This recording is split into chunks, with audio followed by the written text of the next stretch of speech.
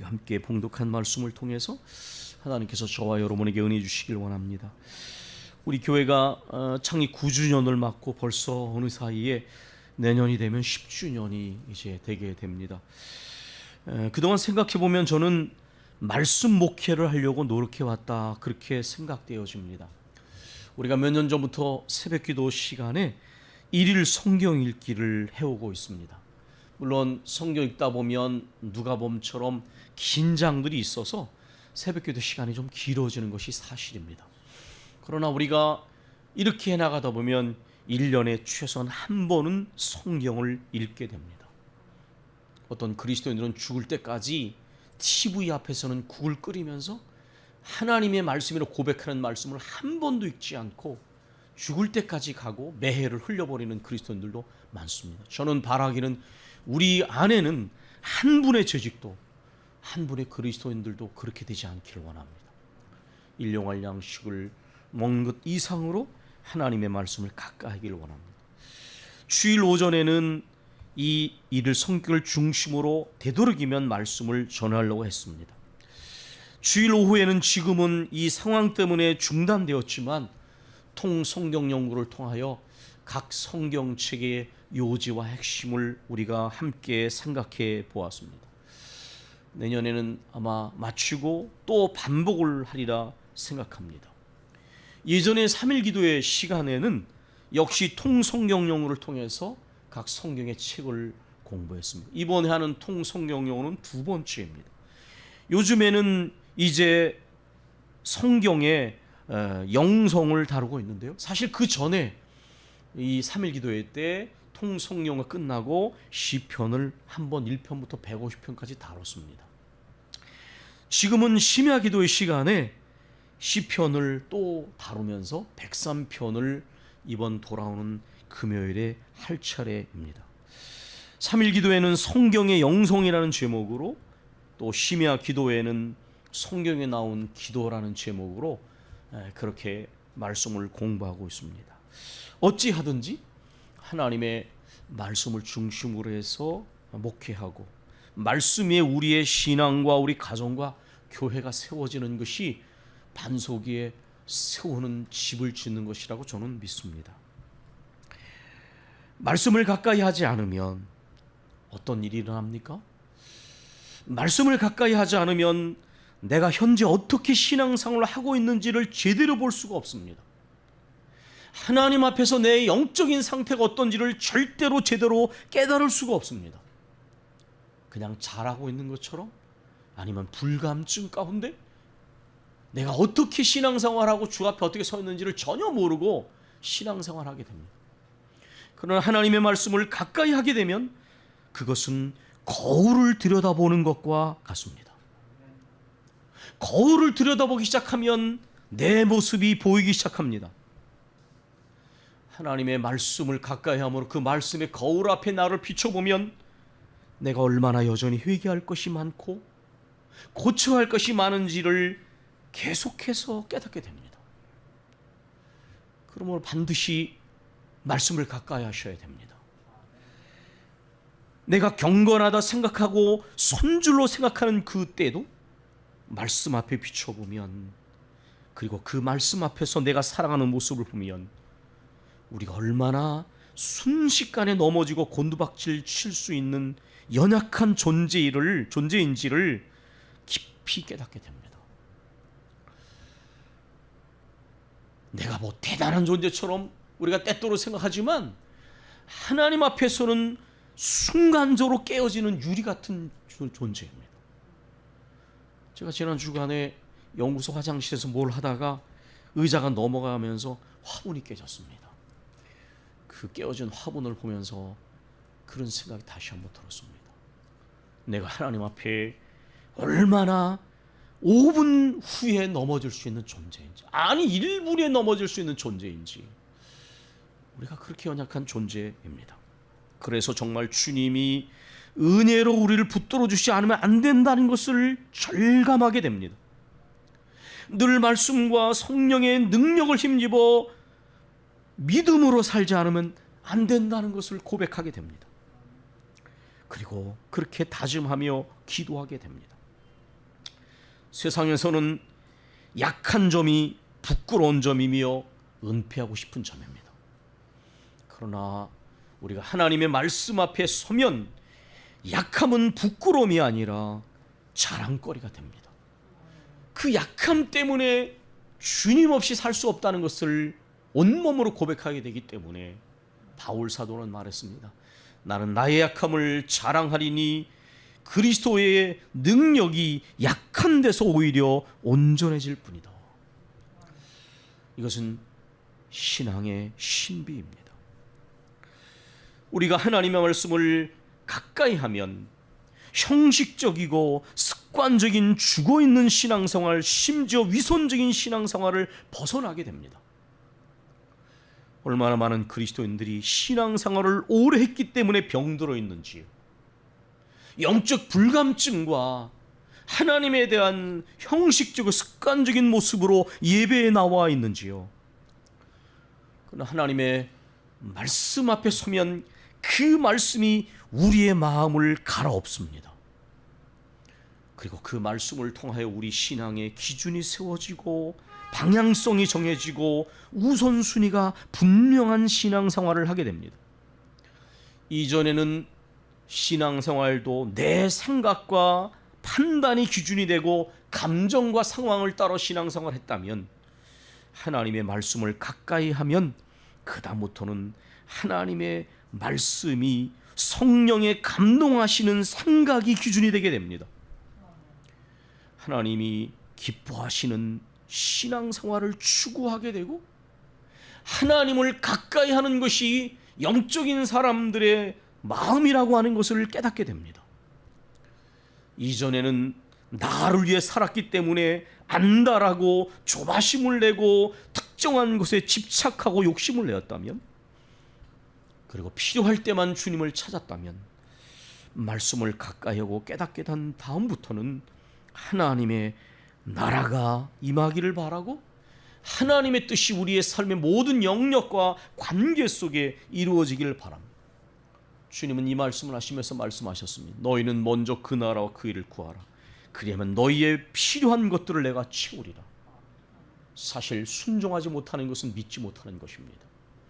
내가 그렇게 하지 않아도 내가 채우겠다고 말씀하시는데 왜 계속해서 내가 하려고 하는가? 때로는 인간적인 성실성도 하나님께는 불순종이 됩니다. 내게 맡기고 나를 위해 살고 내 나라와 의가 이루어지길 바라면 내가 너에게 이 모든 것을 더하시리라. 믿음으로 그 약속을 믿으면 우린 기쁨으로 순종할 수 있습니다. 오늘은 종교개혁 주일입니다. 제가 이제까지 말씀드린 내용을 정리해보면 바로 이 5가지하고 깊이 연결이 되어집니다.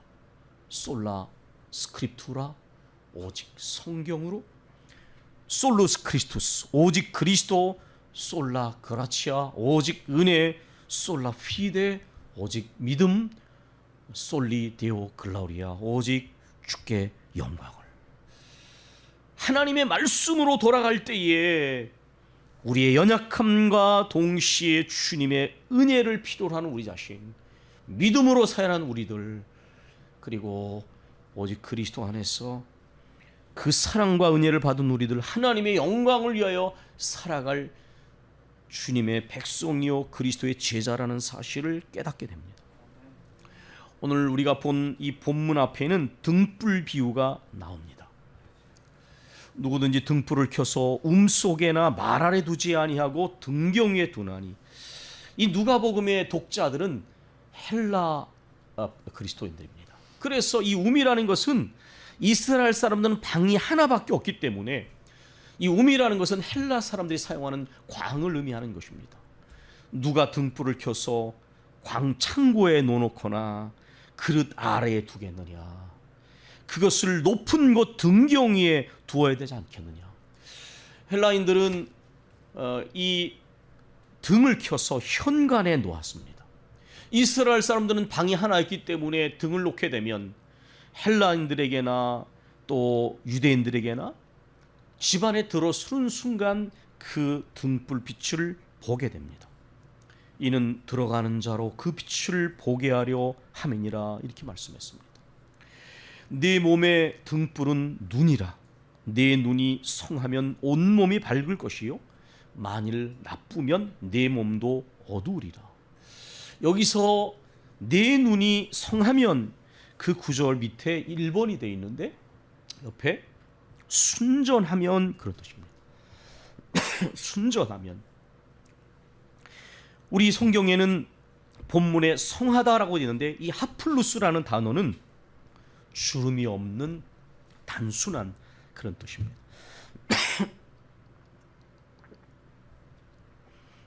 여기서 나쁘다라는 단어는 헬러의 포네로스인데 악하다는 말입니다.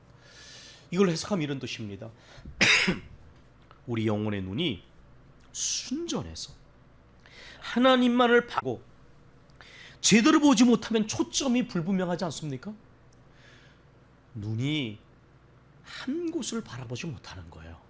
주님을 바라보지 못하고 우왕좌왕하는 상태를 말하는 것입니다. 이것은 종교 지도자들을 두고 염두에 두고 말씀하신 건데 예수님께서 그래서 이들의 마음속에 여러 가지 욕심을 보시는 것입니다. 하나님과 세상을 겸하여 섬길 수가 없고 재물이나 명예와 권력에 집착하는 한눈 파는 그러한 종교 지도자 유대인들의 모습을 말씀하시는 것입니다. 유대인들이나 종교 지도자들은 사실 누구보다도 하나님을 잘 알아야 될 사람들이고 예수 그리스도를 알아야 할 사람들인데 지금 이들은 오히려 가장 눈먼 사람 됐습니다. 우리가 금방 소개된 등불 비유 그 앞에 보면 예수님이 요나의 표적을 말씀하신 내용이 나옵니다. 그게 왜 그런가? 예수님께서 이 땅에 메시아로 오셨는데 그 메시아심을 알지 못하는 거예요. 눈이 가려져 있기 때문에. 그래서 예수님께서 등불 비유를 통해서 내 몸의 등불은 눈이니 내 눈이 성하면 온몸이 밝을 것이요 만일 나쁘면 내 몸도 어두우리라 그렇게 말씀했습니다. 그러므로 내 속에 있는 빛이 어둡지 아니한가 보라. 내 온몸이 밝아 조금도 어두운 데가 없으면 등불의 빛이 너를 비출 때와 같이 온전히 밝으리라 하시니라 그랬습니다. 신앙생활 할 때 여기에서 내 안의 빛이 내 마음의 눈이 밝은 것이 얼마나 중요한지를 지금 말씀하고 계시는 겁니다. 오늘 본문은 한 바리새인이 예수님의 이 권위 있는 가르침에 감동이 돼서 예수님을 점심 식사 자리에 초대한 장면으로 시작합니다. 그런데 이 바리새인이 예수님이 식사하시기 전에 손을 닦지 않는 모습을 보면서 판단을 했습니다. 근데 사실 이것은 원래 처음에는 이 황량한 먼지가 많은 땅이기 때문에 위생적인 요인에서 손을 닦는 것이었습니다. 근데 장로들이 이것을 유전으로 만들어서 이것을 전통과 규례로 만들어 버렸습니다. 그래서 여기서 이 바리새인이 손을 닦지 않은 것에 대해서 위성상으로 판단하는 것이 아니라 왜 장로들이 세운 전통과 규례를 따르지 않는가? 이 의식상의 문제를 지금 지적하고 있는 것입니다. 생각하고 있는 것. 이것을 이상하게 여겼습니다. 예수님께서 그 생각을 하시고 책망하셨습니다. 너희 바리새인들아, 너희들은 잔과 대접의 겉은 깨끗한데 너희 속에는 탐욕과 악독이 가득하구나. 저는 실제로 그런 사람들이 봤습니다. 강박관념 때문에 지나치게 깨끗한 것을 추구하는데 사실은 외적으로 깨끗한 것보다 속 사람이 깨끗한 것이 더 중요하지요. 탐욕과 악독이 가득하다는 것은 온갖 물질적인 욕심과 도덕적인 죄악으로 가득한 상태를 의미합니다. 어리석은 자들아, 겉을 만드신 이가 속도 만들지 아니하셨느냐.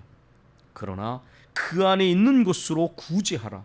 그리하면 모든 것이 너에게 깨끗하리라 하셨습니다. 남을 구제할 때도 자기 칭찬과 인정을 받으려고 하는 사람은 오래 가기가 어렵습니다. 예수님 말씀하신 것처럼 오른손이 하는 것을 왼손이 모르게 하나님이 보신다는 것을 의식하고 가면 진실해지고 오래 갑니다. 42절 화 있을진저 너희 바리새인들이여 너희가 박하와 은향과 모든 채소의 11조는 드리되 공의와 하나님에 대한 사랑은 저버린도다. 유대인들은 철저하게 11조를 했습니다.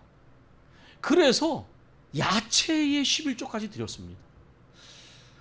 요즘에 이상한 신학자들이 많이 나와갖고 11조가 성경적이지 않다고 말하는데 그 사람 회개해야 됩니다. 모든 것이 하나님께로부터 왔다는 고백이 11조인데 왜 성경적으로 11조가 아닙니까? 예수님께서도 그렇게 말씀하셨어요. 이것도 하고 저것도 해야 된다. 아주 편리하게 말합니다. 저는 장신대 한 교수가 동성애에 관한 그런 세미나를 하는데 와가지고 성경에 동성애에 관한 구절이 없다고 말하는 걸 보고 굉장히 화가 났었습니다. 그런데 나중에 보니까 그 장신대 교수가 동성애에 대해서 가장 반대하는 교수로 나왔어요. 그렇게 신학생을 가르치는 교수가 이랬대 저랬대 해서 되겠습니까? 사람들의 눈치를 보고 여기 가서는 이 사람들은 듣기 좋은 말을 하고 저기 가서는 저기 듣기 좋은 말을 하면 과연 진리가 바로 세워지고 하나님의 사역자들을 바로 키울 수 있겠는가? 옳지 않은 것이죠. 옳지 않은 것. 왜 시대에 맞추고 사람의 비율을 맞추면서 말씀을 가르칩니까? 그 자리에 있으면 안 되는 거예요.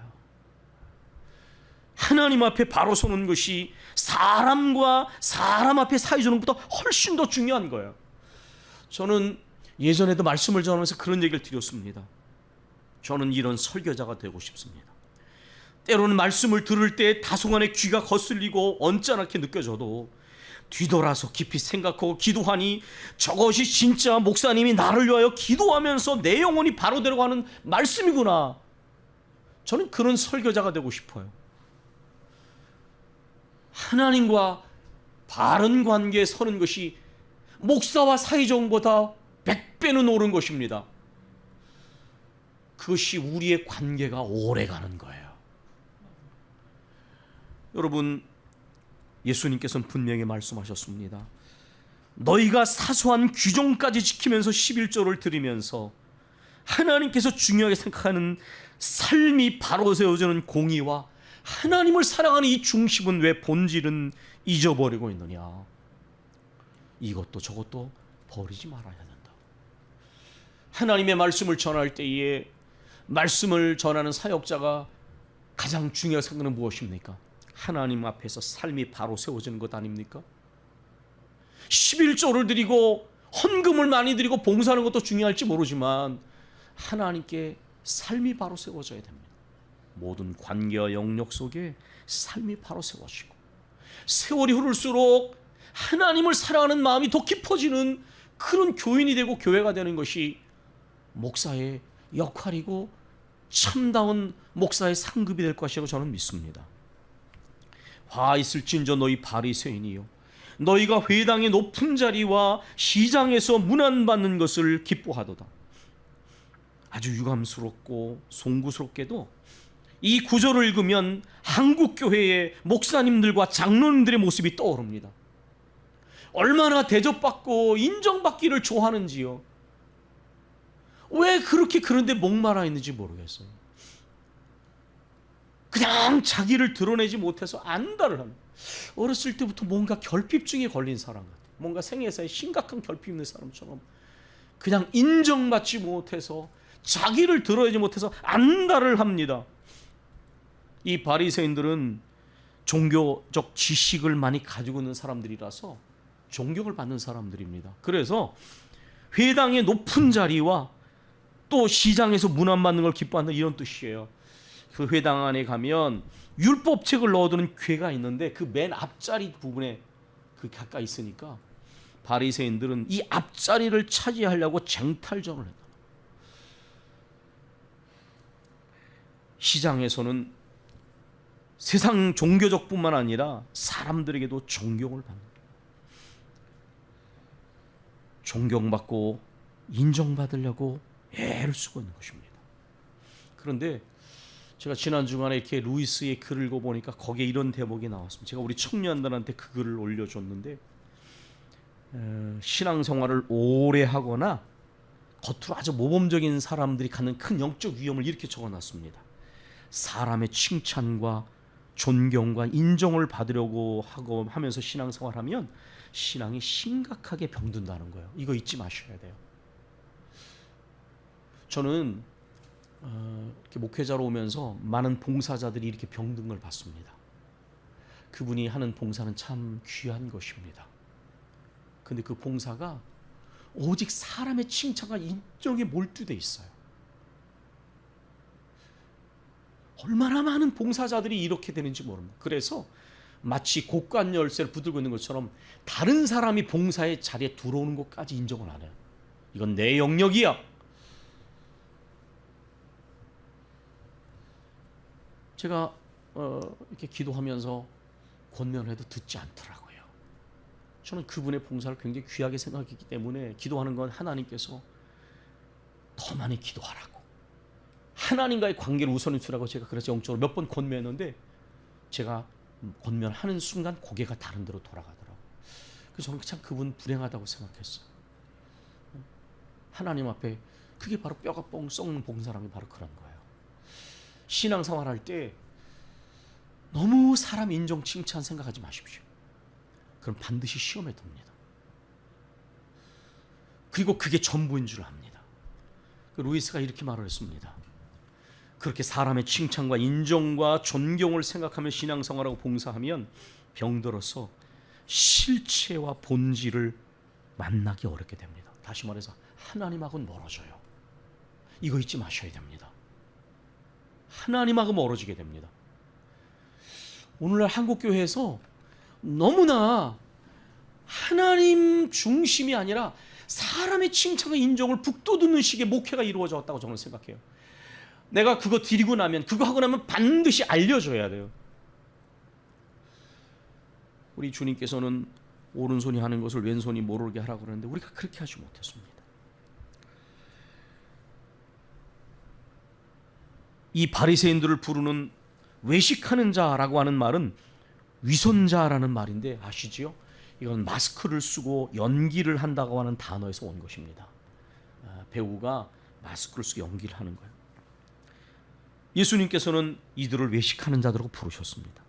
또 겉은 깨끗해 보이는 너희는 평토장 무덤 같다. 이건 뭐냐면 원래 유대인들은 동굴에다가 무덤을 만드는데 이 범죄한 사람들의 이 무덤을 평토장을 했습니다.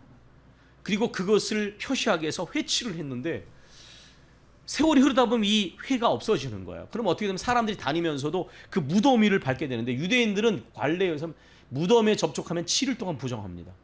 그러니까 자기네들이 지금 부정한지도 모르고 무덤을 밟는 거예요. 예수님이 왜 바리새인들이 이런 얘기를 하셨을까요? 속이 썩고 부패했기 때문에 겉으로는 경건한 체 하지만은 그러므로 너희는 다른 사람들까지 더럽게 만드는 존재다. 이렇게 말을 했습니다. 아까 말씀드린 것처럼 존경받고 인정받고 이런 것에 대해서 저는 저를 포함한 모든 목사들과 우리 장로님들이 이런 모습을 갖고 있지는 않았는가 돌아갈 필요가 있다고 생각해요.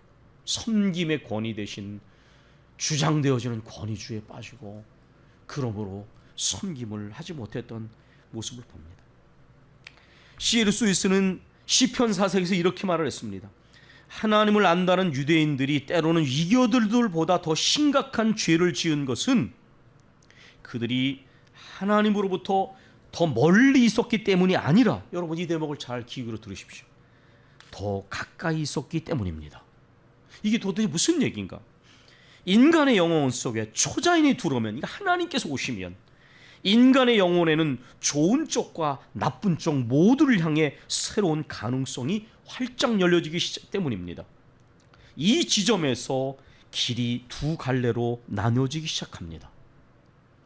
경건과 사랑과 겸손을 향해 나아가는 길과 영적인 교만과 자기의와 박해의 광기로 나아가는 길이 그것입니다. 하나님의 부르심이 우리를 더 나은 존재로 만들지 못한다면 그것은 반드시 우리를 훨씬 더 나쁜 존재로 만듭니다.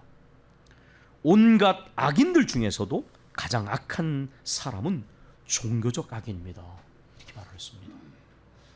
그래서 제가 몇 주 전에 말씀을 전하면서 그런 얘기를 드렸습니다.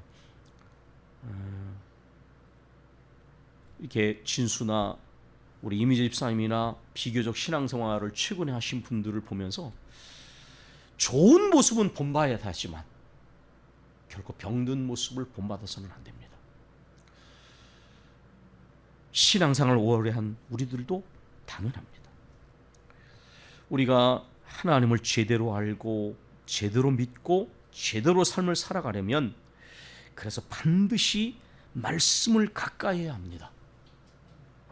그리고 주님의 음성에 진지하게 귀를 기울여야만 합니다.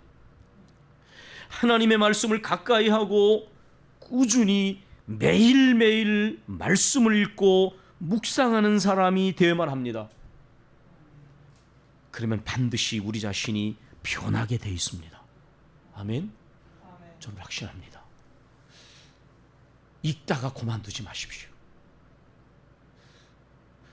끝까지 하세요. 제가 요즘에 루이스를 읽기 때문에 루이스를 자주 말씀을 드리는 것이기도 하지만 루이스는 매일 성경을 한 구절이나 읽었습니다. 사람을 만나다가도 저녁 6시가 되면 성경을 읽기 위해서 집으로 돌아갔습니다. 그 엄청난 기독교 변증가요 대문학가도 하나님 말씀을 매일 읽고 매일 기도했습니다.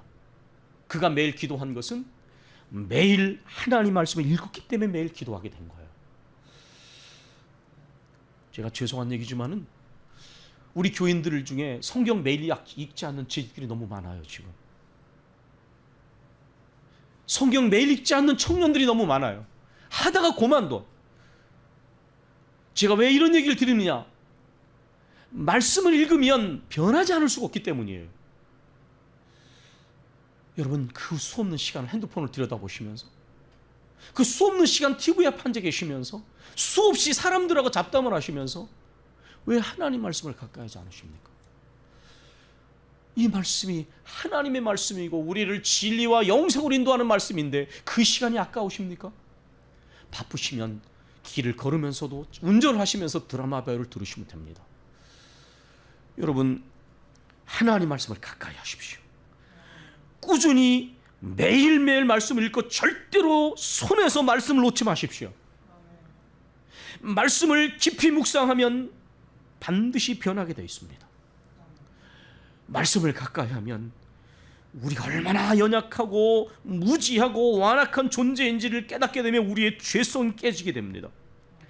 그리고 그리스도의 은혜를 깊이 그렇기 때문에 사모하게 되고 주님을 향한 믿음의 능력이 아니면 우리는 결코 설 수 없음을 알게 되기에 우리가 하나님의 은혜, 그 말씀과 성령의 능력을 깊이 의지하게 됩니다.